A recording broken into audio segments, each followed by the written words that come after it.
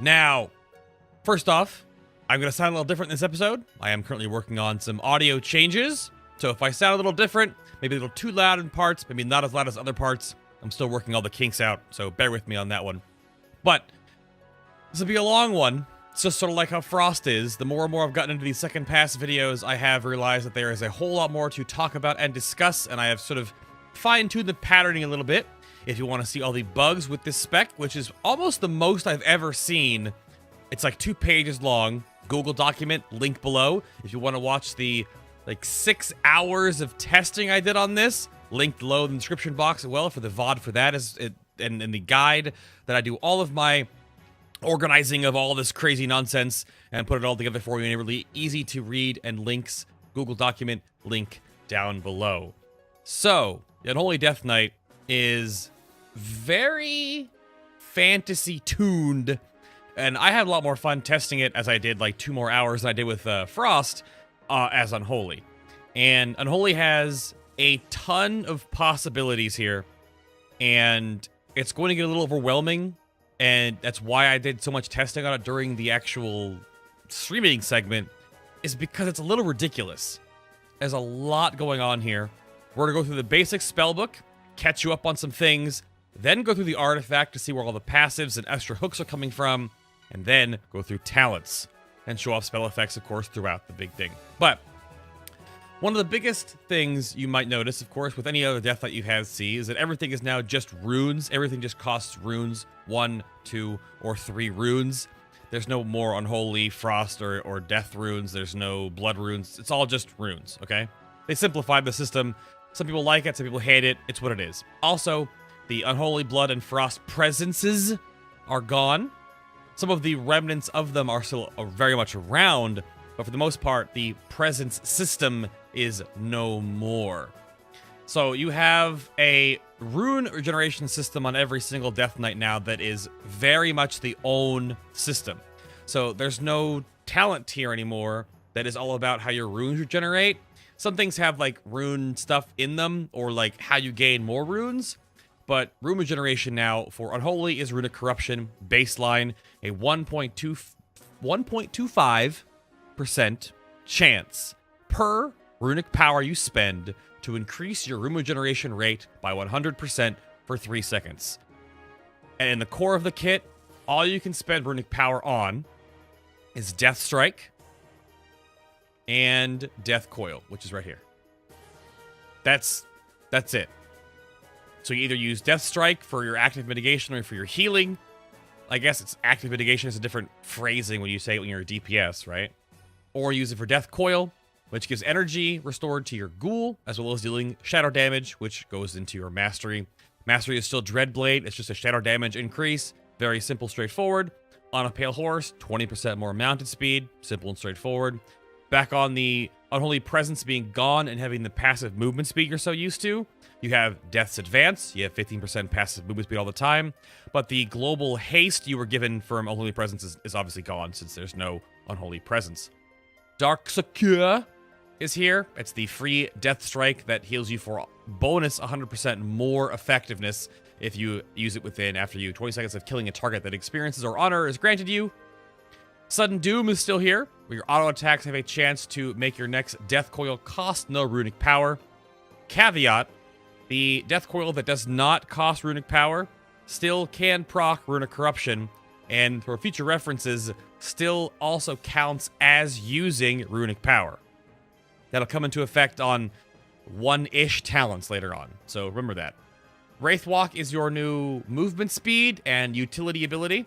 It just makes you have a 70% little sprint here.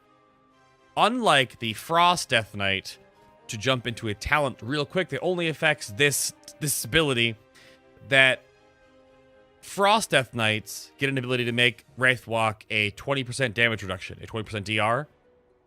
Unholy just gets Lingering Apparition, which is a 30% faster move rate that makes it a 100% faster sprint, so it's 100% movement speed for 3 seconds, and a shorter cooldown. That is what Unholy gets with Wraithwalk, whereas Frost gets a DR. That's the only big change there. Summon Gargoyle is still here, 3-minute cooldown, 40-second duration. You have still Rune Forging, your Raised Dead, which is your ally. Your Raised Ally is your little, your in combat res, right? Path of Frost, Mind Freeze, Icebound Fortitude is 20%. The 2 is coming from a artifact perk. You have Death Grip is still here. Mass Grip, Gorfiend's Grasp is now a blood-only ability. It's a 3-minute cooldown for blood. Death Gate, as I said for Frost, if you do the Legion intro to get to the new Acarus, you will go to that Ebonhold, that Acarus, with the Death Gate summon. If you do not do that, the Death Gate will send you to the old one, which is the one in Eastern Plaguelands. Death and Decay is 1 rune, lasts for 30 seconds. The big thing about that is we will show off soon is that your Scourge Strike AoEs when you're standing inside of it. Dark Transformation now is just a 1-minute cooldown, where your ghoul will have the damage amp, and there's even an HP amp on the other ghoul, and then they get the transformed abilities. Dark Command is here if you have the taunts. If you have a tank spec in your class, you have a taunt. If you have a healing spec in your class, you have a heal. Control Undead, which I was told by Ketsu is like really, really good. You use it for a lot of things, but I never thought you would. But apparently if you were a good Unholy Death Knight, you use a lot of Control Undead. Change Device is a 70% snare for 8 seconds. It's stronger than it is currently right now in Warlords. You can ignore this. The Army of the Dead is still a 10-minute cooldown, where they last for 40 seconds. And of course, Anti-Magic Shell, 1-minute cooldown.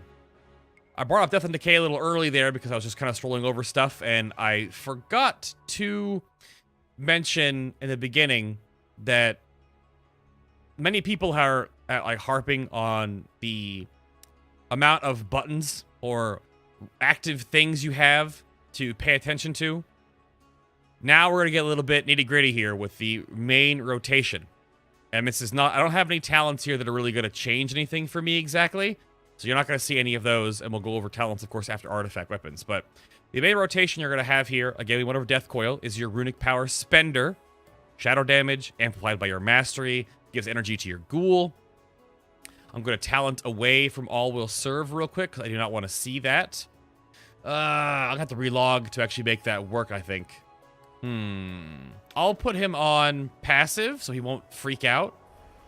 Yeah, they're on passive, okay. That's Rasputin, by the way. He's the skeleton archer you get with All Will Serve, but ignore him for now. But to bring up your pet is obviously big. Yes, I know. So Death and Decay is a AoE, your only base form AoE, except your new dot. I have to go over to the WoW database to read this, but Outbreak now costs 1 rune. Think of Outbreak as Outbreak and what's it called? Unholy Blight. Rolled into 1 ability.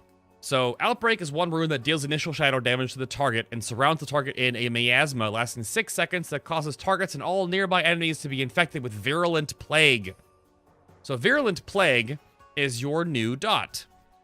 It is the dot specific to Unholy only. He starts attacking with passive on? Rasputin, please! He never stops attacking. This is gonna get a little annoying. I'm sorry. He's totally broken. You can't unsummon him. You have to relog to get him out of here. So I'll do that in a moment. But Outbreak is very good at cross-dotting. Very good at cross-dotting. We're going to run away from Rasputin right now while I explain things. But the Outbreak Virulent Plague, which is only applied by Virulent Plague, reads as follows. It is a huge tooltip. It's broken right now. It's a disease that deals 294% of your attack power as shadow damage over 21 seconds. I'm still in combat. Damn you, Rasputin. It erupts. It erupts when the affected target dies, dealing 100% of attack power as shadow damage, divided amongst nearby allies. So it has a built-in corpse explosion effect if the target dies under the effect of it. Additionally, every time it ticks and deals damage, there's a 30% chance it will erupt and do the same damage it would if the target died. Okay? Now, Outbreak is an AoE, as you saw. So it AoEs around the target 8 yards and applies Virulent Plague.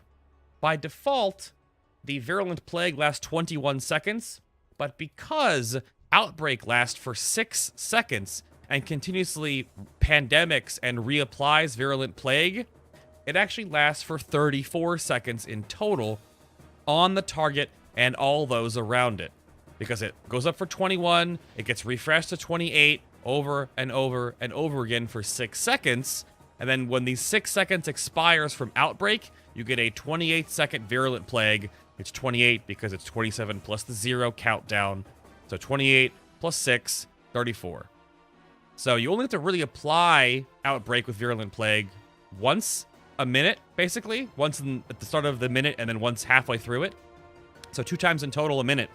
So it's very low maintenance dot, but it does a ton of damage over the duration, as well as the chance to even do more. So it's very unholy. That's the little goopy green, blah, like throw up animation you see right there. So keeping up Virulent Plague is very important.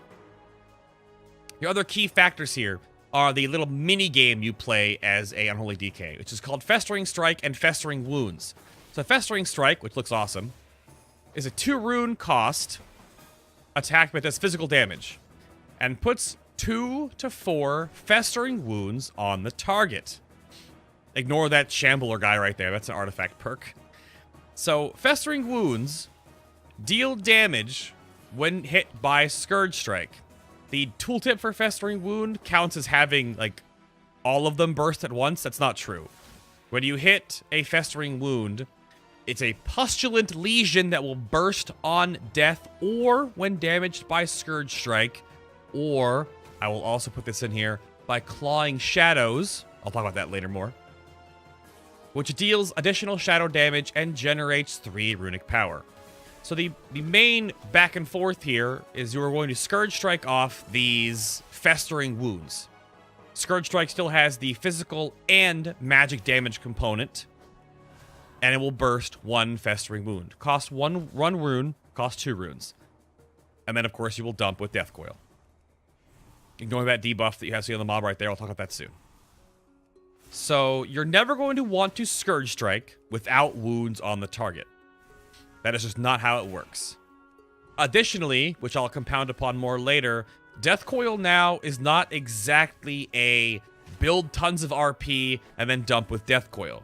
For multiple reasons, and the main one being your runic regeneration to keep the spec rolling, you want to weave Death Coils in a way, and there is a actual talent that forces you to weave them, and there is an artifact perk that entices you to weave them. Because Unholy right now on live, I played it for BRF Mythic, or BRF Heroic splits, preparing for Mythic, and as well as HFC splits. It was just like a dump everything, and then dump all your runic power, and then dump all your runes, then dump all your runic power.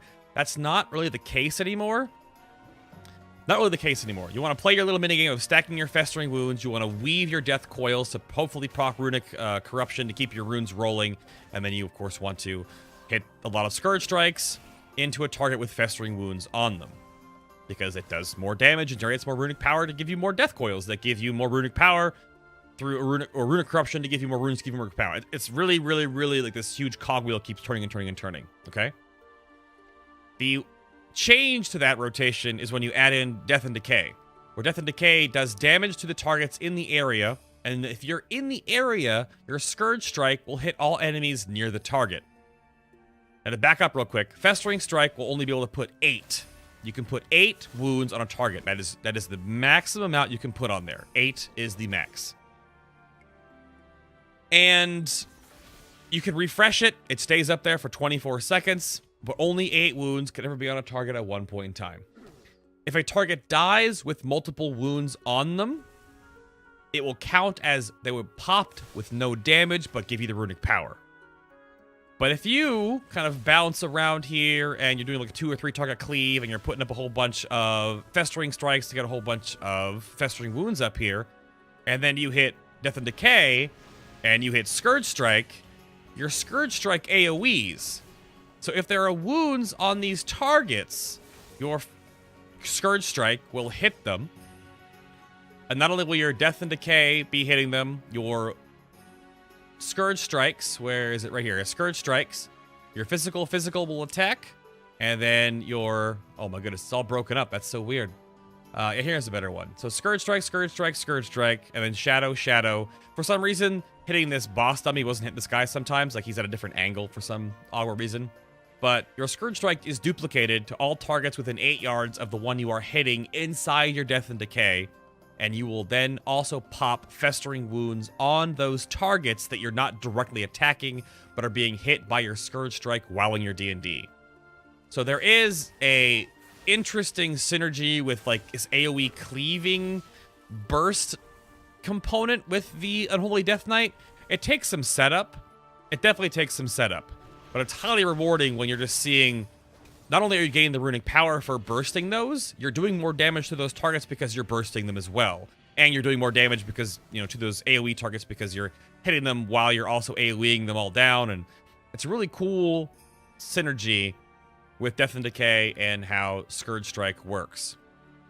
On a side note for Scourge Strike, Demon Hunters Havoc have a ability called Chaos Strike.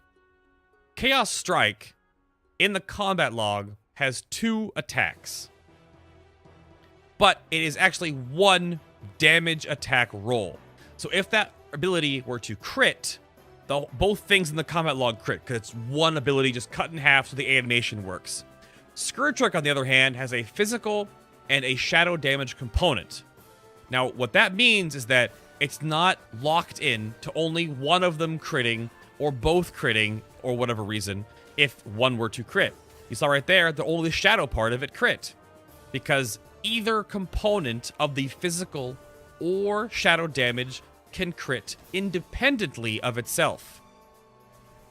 That comes into play with a very important talent, but please remember that, because it does not have a one... It's a shadow crit again there with the death coil, sorry. It's obviously a little random. I only have so much crit on this PvP gear, but it's just a shadow critting again right there. Both of them can crit independently, or the shadow can crit, or the physical can crit. So it kind of has a little bit of RNG built into it. I think it's the same way it happens on live, but it's different that they added in a new ability that's very similar to this. But the Havoc Demon Hunter, it's a yes or no. Did it crit or did it not crit? That doesn't apply to Scourge Strike. It's very interesting. I didn't know that until I got really deep into testing today, so. That is all of your core abilities, so keep up your dot. Put your Pestilent Festering Wounds up here, gross. Pop them with Scourge Strike. Weave in your Death Coils to keep your runic corruption going, and keep going. Just stack those up. You always want to make sure you're Scourge Striking into these Festering Wounds, because it's very, very important. And that's the core. Obviously, transforming your ghoul is part of the rotation. He lasts for 20 seconds by default with a 1-minute cooldown. There's no super weird nonsense with Death Coil unless you take a certain talent we'll talk about later. So the artifact now, Apocalypse. It shall sow destruction and war, famine and death. It shall tempt with power, and then bring an end to all life. Grants you the Apocalypse ability. So this has been changed like 9 times, or 17 times, or like 4. Like every build it's been changing. And the current version, I think, and what I gathered from chat during the testing stream, is this is the best version.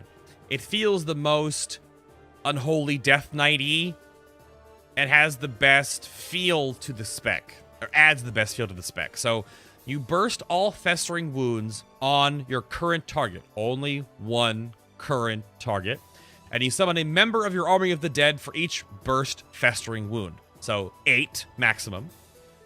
So if you do it, the animation right now doesn't like do anything. It also is a bugged range. It has like a 3-yard range right now instead of a 5-yard range for some reason. But so this is a 1.5 minute or 90-second cooldown. You pop this up here, boom. Suddenly, 8 ghouls. And then of course you can stack that with Army of the Dead, and then you have 18 ghouls because Army of the Dead summons another 10. The debuffs they're putting up there as an artifact perk. We'll talk about that soon. So you feel very Army of the Dead-ish. At least I think you do. It's pretty cool. I don't know where my ghoul went. Oh, he's right there. But it's very rotational. It has a good additional synergy with managing your Festering Wounds properly.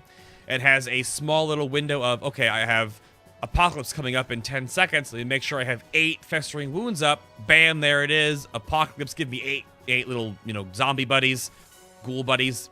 They don't last as long as the undead ones from Army of the Dead. Army of the Dead ghouls last much longer, 40 seconds. The Apocalypsed ghouls, I do believe, last 12, I was being told? 10? Somewhere in there. Because they're a much shorter duration cooldown, they're a much shorter duration life. But they're more rotational, they'll pop up multiple times during an encounter.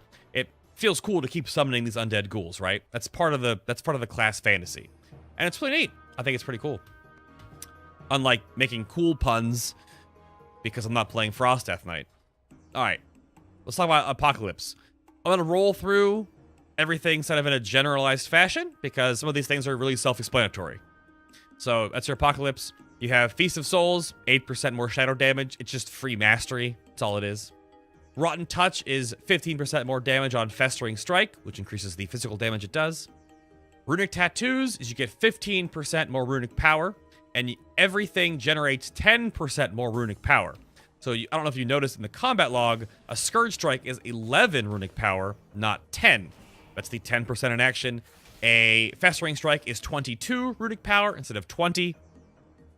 A Outbreak is 11. It's not, a Death and Decay is 11. It's just a small extra bonus to your runic power cap and your runic power generation. Portal to the Undead, a portal to the underworld, affects your little undead ghouls. So many undead, dead things. Your Army of the Dead ghouls explode when they die, dealing a bunch of shadow damage to nearby enemies.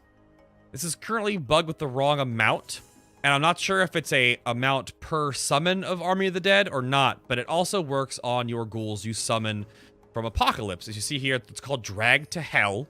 It's pretty awesome. But it only pops like 900 damage or 1820. So I don't think it's working properly with the amount of damage it should do, but it is shadow damage, so it does scale with your mastery. So your Apocalypsed ghouls and your Army of the Dead ghouls all explode when they die, dealing AoE damage. But the number is obviously not correct right now. They'll fix that in the future. But it gives another synergy. People were complaining about how like Army of the Dead is such a crap cooldown still. They last for so long, and they also all blow up when they die for extra damage. And then you get to rotate in Apocalypses throughout the entire fight anyway, so you're getting more value also. So, I don't know. I think it's cool. It's neat. It's very deadly.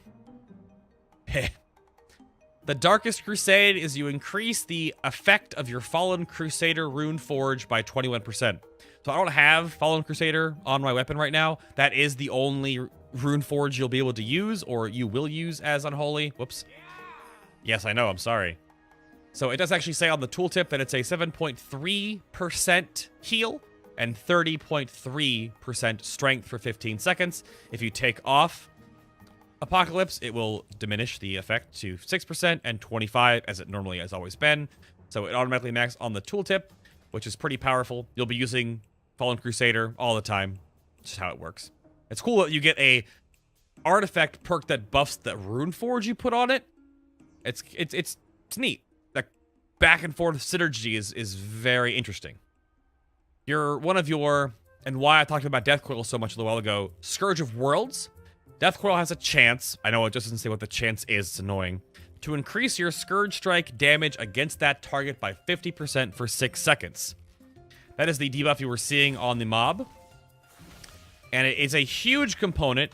It buffs both parts of the strike, both the physical and shadow damage. So in a way, it is 100% bonus to Scourge Strike, but it's just 50% to the overall effect. It just happens to be a split damage attack. But that does sort of impact crits, because again, they crit independently of one another, but they are both gaining the 50% more damage. So if you gain the damage bonus from Scourge of Worlds and just a physical damage crits or the shadow damage crits, you're still gaining more damage on top of that as well. So, but that goes back to the fact that you don't want to just dump all your death coils at the end of a rune rotation, because then you're going to have no runes to cast Death Strike. Or, sorry, Scourge Strike, not Death Strike. That comes in later. That's a weird ability that actually you have to use as Unholy. So Scourge of Worlds is different because it makes you rotate through your death coils, which is... I don't know if you're going to like that playstyle. It makes it so you have to play a little differently as the Unholy Death Knight, but... Eternal Agony is in the 6-second duration increase on your Dark Transformation, so he lasts for 26 seconds there. Scourge the Unbeliever, not Shun the Non-Believer, but Scourge the Unbeliever is Scourge Strike has a 10% chance to generate 1 rune. That is a flat chance on just casting Scourge Strike. It just gives you a rune back, basically. It refunds the cost of it, which sometimes happens. You might be able to see it right here real quick. It'll just light up immediately after I cast it. It probably won't work now that I'm actually waiting for it to happen. Are you going to work? Nope. You're not going to work, are you? Nope. Nope. Your butt. Nope. Not going to work. It's a 10% chance. Like, it's not going to happen very often.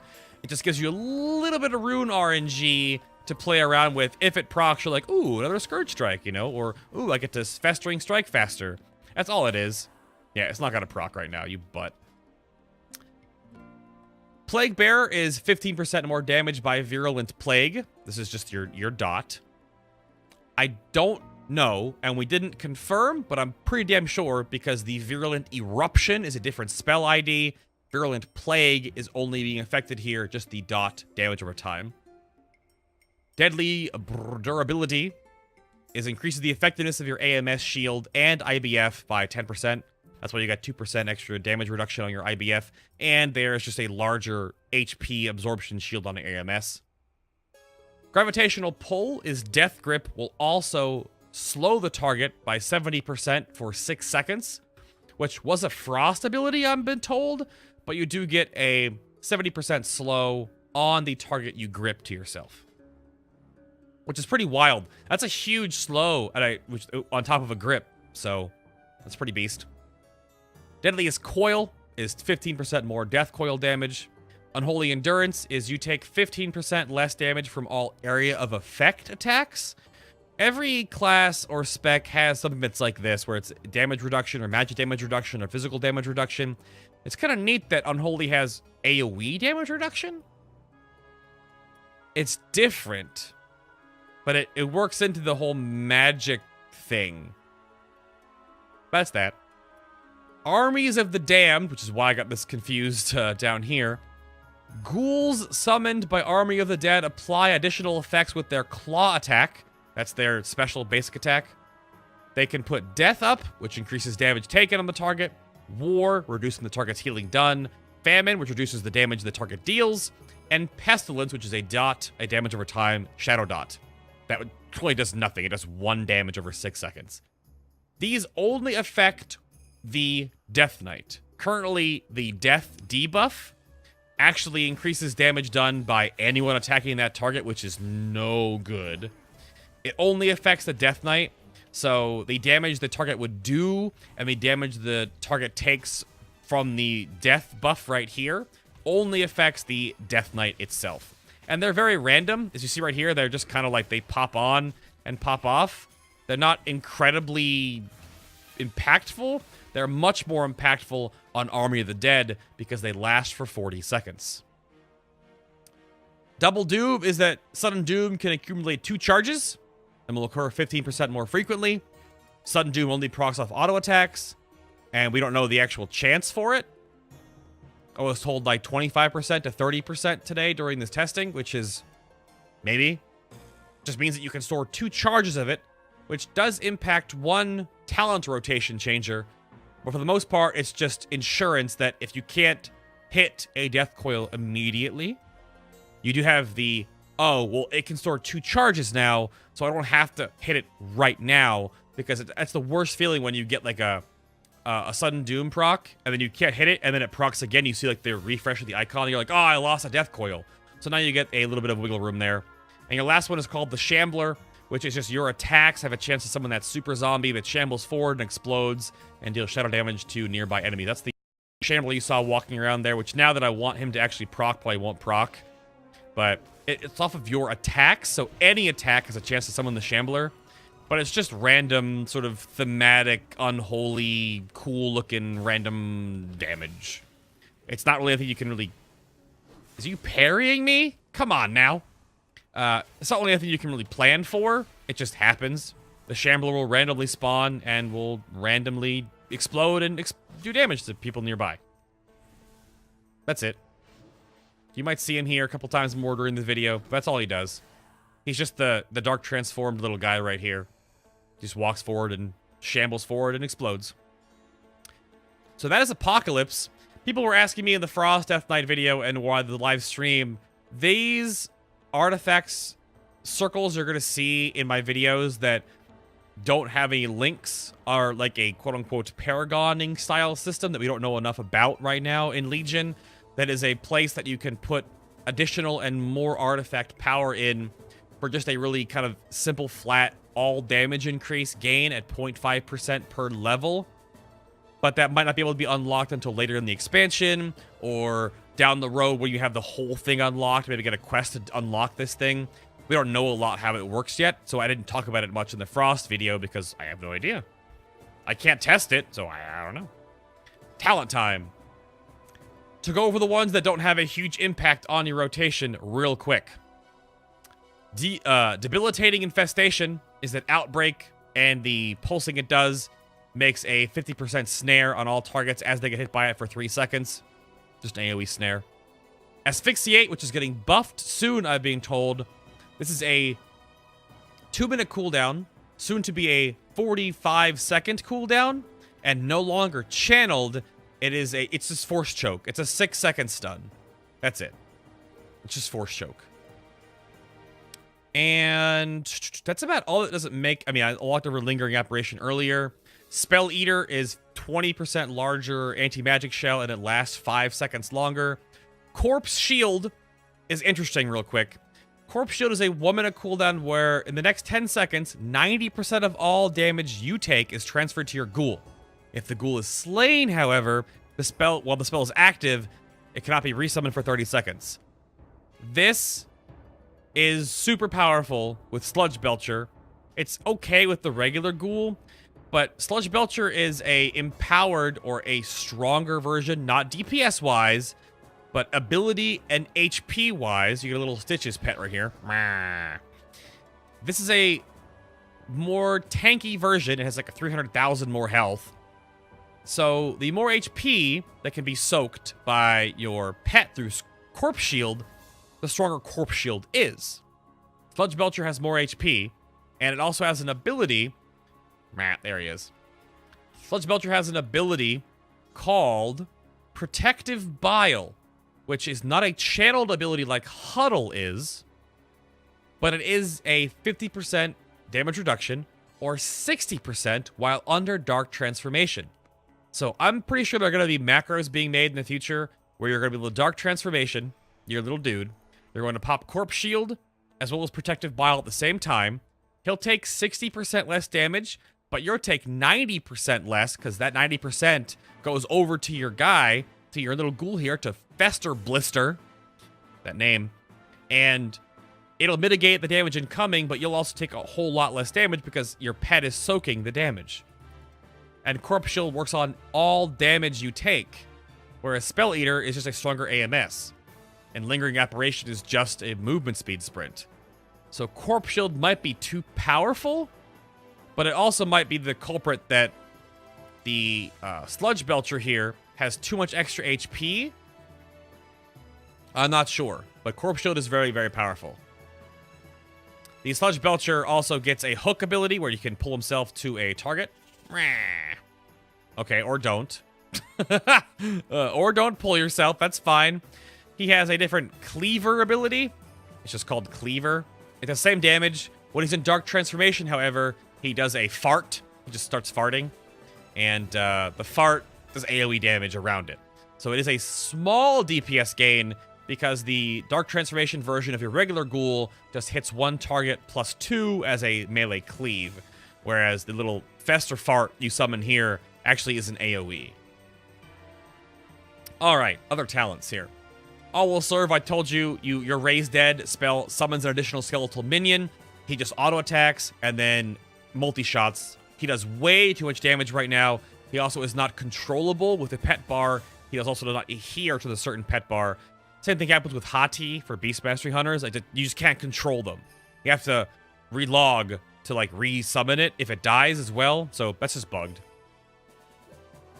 Bursting Sores is 50% more festering wound damage when burst, and then when you burst one, it will then AoE other targets around it. Not the target, not this target, because you're already bursting the festering wound anyway, but the festering wound burst on the target is 50% stronger, and the one that flies off of it is like the base version, basically, the 18-9.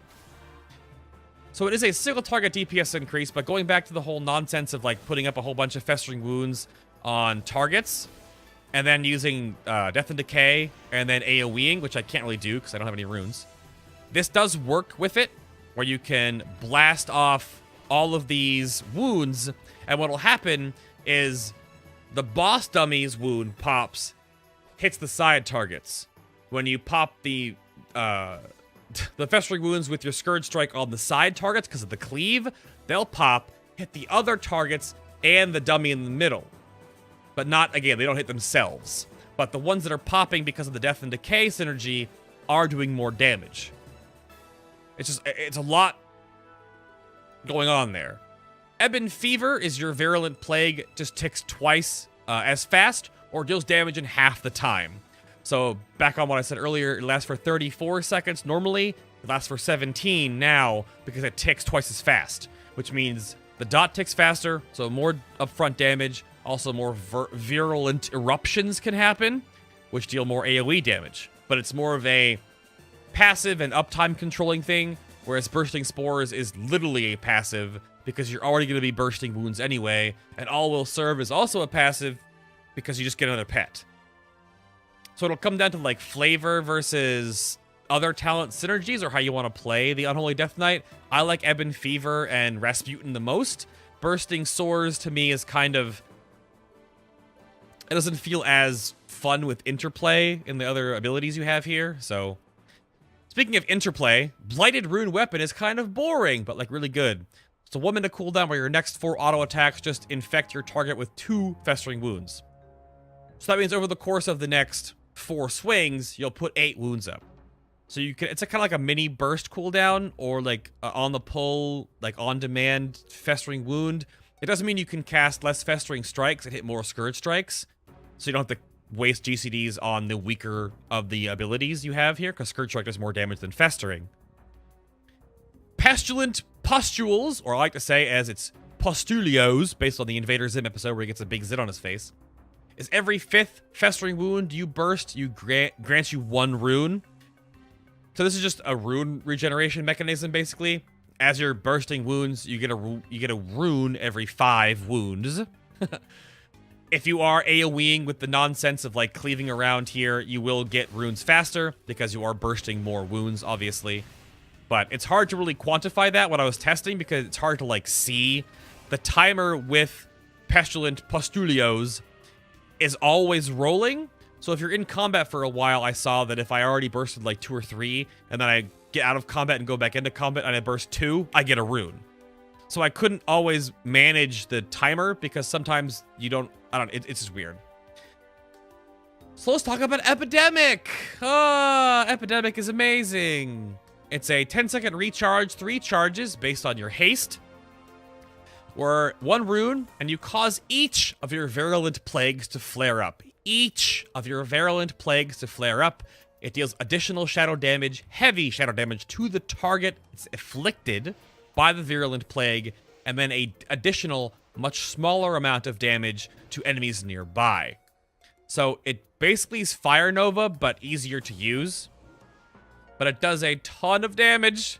So your virulent plague is ticking, your eruption's going off, and then you can just epidemic spam, and it hits the targets that it's hitting with, on the targets, the 3 of them for the larger amount. But then since there are 3 targets here, like the epidemic on the left and the right are hitting the middle target twice, and the middle one is hitting the other targets once each. That's why you're seeing all these epidemic hits in that very small window. This is 1 cast right here. It's 1, 2, 3, 4, 5, 6, 7 hits in 1 GCD.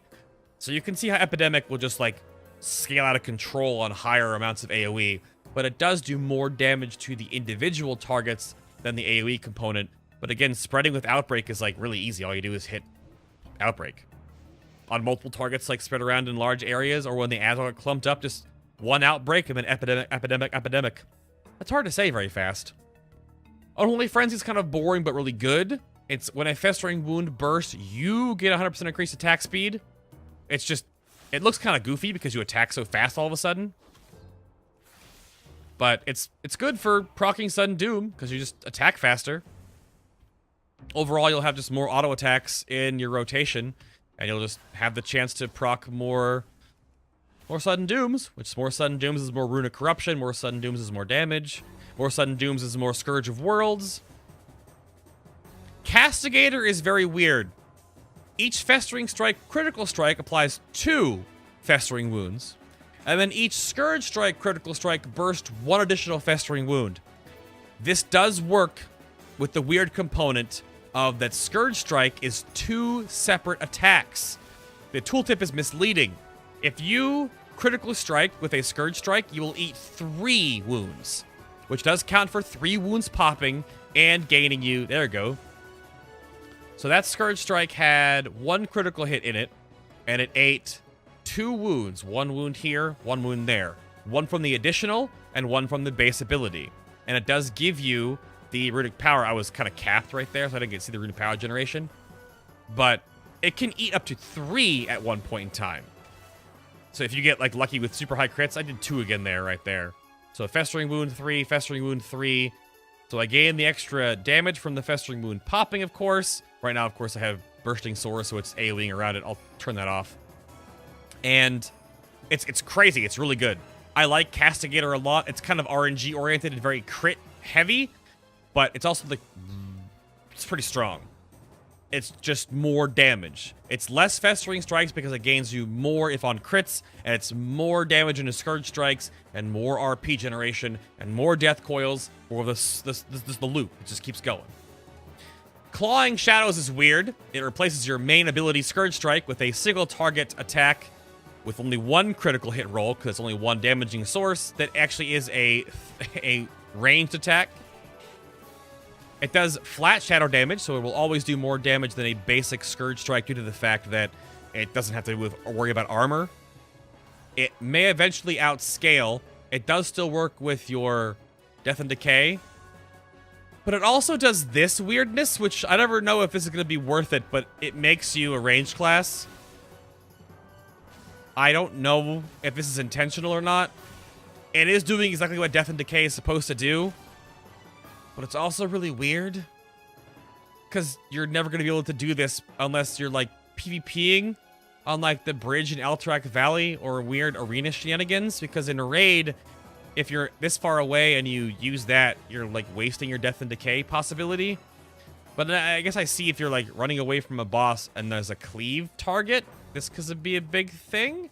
But Clawing Shadow by itself is just a ranged component to not only be a stronger Scourge Strike, if you have good mastery scaling, but just to be more, and it does gain the benefit of Scourge of Worlds, just to be a additional thing to do if you're like running around and you're like really out of range for a long time. It gives you an actual ranged attack. It's kind of weird. I don't know. I wish something flew out of the Death Knight and not just like you strike at the air and hit the target away from it, but nah. It's cool. I guess. It's neat, I suppose. It's just kind of video gamey. Infected Claws we were seeing earlier, where your Ghoul's Claw attack has a 50% chance to cause a festering wound on the target. This used to work with the Vile Gas when you put them into a fart monster, but the special attack that applies the Infected Claw is only on the single target. It does not apply during the Poop Cloud. So they nerfed it and or fixed it because that was insane. So it's just a chance to give random festering wounds by your Ghoul's auto attacks, which is fine. It's just pet synergy. It just helps your rotation to keep up festering wounds on the target. Or you can make your Ghoul attack something else to start stacking wounds, and then you can drop D&D and Scourge Strike stuff, and then pop all the wounds over all the place. The next two, this ability right here, Infected Claws, doesn't really affect your rotation very much. These next two abilities do. And when I said 40 minutes ago or 30 minutes ago or so, there are abilities that actually affect your rotation. Now, Scourge of Worlds makes you want to interweave your death coils. Necrosis makes you want to interweave them. Yes, all the time, forever, only do this. Because dealing damage with a Death Coil causes your next Scourge Strike, or Clawing Shadows, to deal 25% increased damage. So this means you have to rotate through. You cannot just spam random Death Coils anymore. You want to always follow up, if you can, a Death Coil with a Scourge Strike to gain the damage. And this stacks with Scourge of Worlds if that procs. That's obviously the much stronger version. Necrosis is guaranteed, and Scourge of Worlds is a chance. But utilizing the two playstyles together of the weaving, if you like the weaving version, then Necrosis is for you. If you don't, and you like the pooling version, that's back too. Because Shadow Infusion is when your ghoul is not transformed. Death Coil will also reduce the remaining cooldown of Dark Transformation by 5 seconds. So, this does have you need like a weak aura, and you want to pool your energy, your runic power, when this is about to fall off. So if I empower our little fart friend here, he's going to town, doing his thing, he's farting around, literally. And we're just kind of doing our Death Knight stuff and putting our wounds up and attacking things and whatnot. We're like, oh, what's our weak aura say? 12 seconds, we're okay. I don't have a weak aura, obviously, on the testing. So I'll fire off a free Death Coil right there. Why not? I'll do the Festering Strike. What do we got right now? Oh, this is a visual bug. Okay, so that's about done. So now, he's no longer transformed. This is on cooldown. So you Death Coil, Death Coil, Death Coil, and then this, and then Death Coil, and then back, and then, oh, look, and he's Fart Monster again. So, Necrosis is weaving Death Coils. Infected Claws, no change to the base rotation. Shadow Infusion, rather, is the pool playstyle. But you still have to remember Scourge of Worlds is there. So you still can't just do what I just did. I don't think that's incredibly effective. But I'm also not a high-end Death Knight player, so I don't know if that's the right choice. But having the higher uptime on Fart Monster, if you take Sludge Belcher, of course, that's the best thing to do. Because Fart Monster always AoEs. You don't have to take Fart Monster if you're single targeting. You can take one of these two. But these do nothing for raiding, really. So why not have a Stitches and a Fart Monster? It's just good. If you like this playstyle. If you don't, you take Necrosis, play the Weaving playstyle. If you don't like that, you can take Infected Claw. And these three talents on 90 really impacted rotation more than anything else in this whole talent sheet. Like, they change your priority on how you play the Unholy Death Knight and how you weave your Death Coils or not. So, that's your choices there. I've had Soul Reaper equipped this whole time. It doesn't work as it's supposed to right now because it's changed multiple times in this build, in these builds. But it costs 1 rune. It has no animation right now currently. And it's a huge 45-second rotational cooldown that does a ton of shadow damage to the target, and then inflicts the target with Soul Reaper for 5 seconds. What you need to do then as a Death Knight is bursting a Festering Wound on the enemy afflicted by Soul Reaper grants you 7% haste for 15 seconds, stacking 3 times. So, if you go back to, like, Castigator, you could Soul Reaper and then Scourge Strike once and then pop 3 wounds and be done. Or you could do it twice or 3 times, like normal, and gain the 21% haste for 15 seconds, up to 3 stacks, right? 7, 14, 21. So that's a rotational, sort of short-form cooldown. If you like playing with Soul Reaper. Target swapping, moving around a lot, that's how it might work out well. Defile is back, and it is so good. I'm making the weird, funny, squinty eyes right now because it's really good. Replaces D&D, as it does. 3-second cooldown, the same. 1 rune. It deals the whole damage component. Every 1 second, if there's enemies within the Defile, it will, deal damage, and then it will grow in size. It doesn't grow in damage, essentially. Excuse me. It grows in giving you mastery. So 150 mastery per stack, up to 10 stacks, which is 1500 mastery, and that makes it do more damage because you're gaining more mastery through more shadow damage. The one weird thing is you're going to see right there is Defile lasts 10 seconds, but the Defile mastery buff continuously stacks and then refreshes itself. So you actually get 5 seconds of the 1500 mastery buff after Defile is gone. So the big thing that I was talking about today during the stream was Ebon Fever, could tick super fast. Epidemic and Defile is very, very strong. So not only do you get a faster ticking dot, you also get the mastery bonus from Defile that makes your dot tick faster and your virulent eruptions do more damage. And then once the 10 mastery stack is up, then you Epidemic the heck out of them. So it deals 100k plus crits right there. You have the mastery bonus, plenty of time to Epidemic spam. Your virulent plagued Ebon Fever plague is ticking faster with tons of mastery. It's a lot of burst AoE and cleave. That's the Defile style. All three of these talents sort of impact your rotation, but not really. They're supplementary. And the other one, welcome to the Breath of Sindragosa for the Unholy Death Knight in Dark Arbiter. This girl is a Dark Valkyr. She looks awesome. I'm only going to show her off once because I don't have enough time in the video to show off more. 3-minute cooldown replaces Gargoyle. Gargoyle is kind of like a smooth DPS increase, right? It lasts a long time, has a very, smooth feel to it, very placid damage increase. It'll change targets with you. It just kind of does this little, angry, green blast wrath thing. Dark Arbiter, total opposite. 15 seconds, this chick trucks things. She will attack 7 times with no haste. She will almost attack 9 times in Heroism or Bloodlust. So she is a cast time spell, which is her attack. And she does 1% increased damage for every 1 runic power you spend. Now, there's the Shambler. But one thing you might be saying about now, as we try to wrap this up, with Dark Arbiter being, really fun and this new minigame, sort of, and I'm sure other... Oh my god, the Shamblers, really? Is that Death Coil... These Shamblers, though. Death Coil is only...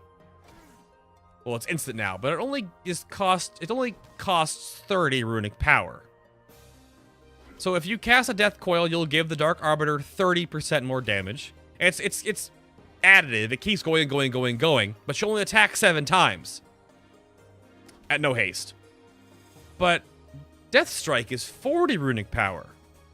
I have 115 RP.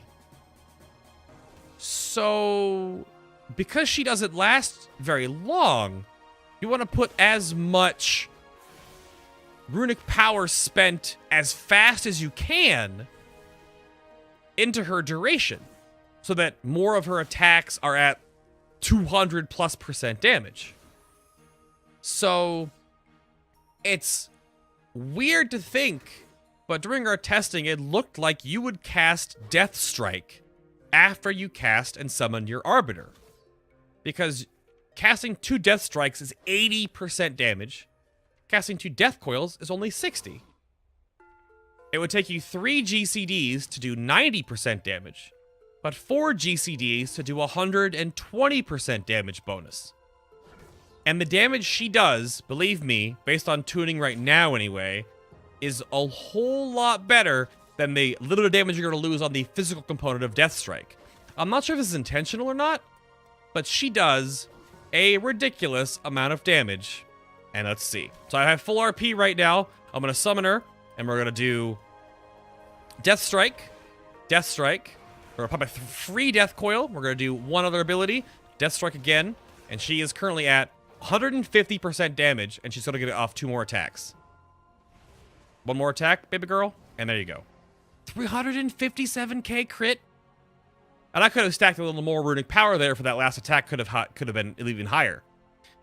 So this is 7 of strikes. 1, 2, 3, 4, 5, 6, 7 Valkyr strikes from the Valkyr Battle Maiden.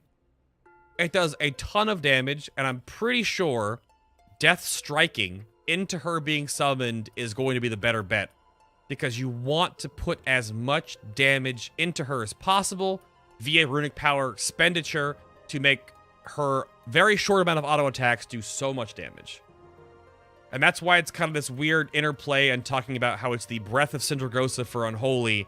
Because, like, Defile, yeah, you have, like, the Mastery window, and Soul Reaper, you have the little, you know, break the wounds during the 5 seconds to give yourself some haste. They all have mini-games, and Dark Arbiters is spend as much runic power as possible within the lowest amount of GCDs to make her do as much damage as possible. And those are really cool. Whereas, like, Infected Claw gives you the basic rotation, Necrosis gives you a weaving rotation, Shadow Infusion gives you, like, the pool and spend rotation, sort of. Dark Arbiter gives you this, like, sort of Breath of Dragosa, like, oh my gosh, franticness. Defile has that crazy Mastery burst window with, like, Epidemic and Ebon Fever. And Soul Reaper is kind of like a you know, kind of a cruising, you know, popping wounds and getting haste build. So the last 6 talents, the last 2 talent rows for Unholy are really cool in their interplay and their contributions to different play styles for the Unholy DK, for sure. And that is the Unholy Death Knight in a nutshell. Like a great, big, giant nutshell. Thank you all so much for joining me on this almost hour-long adventure. All the second pass videos are going to be kind of long because there's so much to go over. I appreciate everyone sticking with me. If you made it through this video, say, "We did it!" in the comment section. Hit that like button. Helps me out a great deal. Subscribe for more of these in the future. Check out the video description box below for other ways you can support what I do here on Final Boss TV. Buy yourself a shirt. There's an Arthas shirt. Death Knight fans, Arthas shirts on sale. And I will see you all in the next Legion video.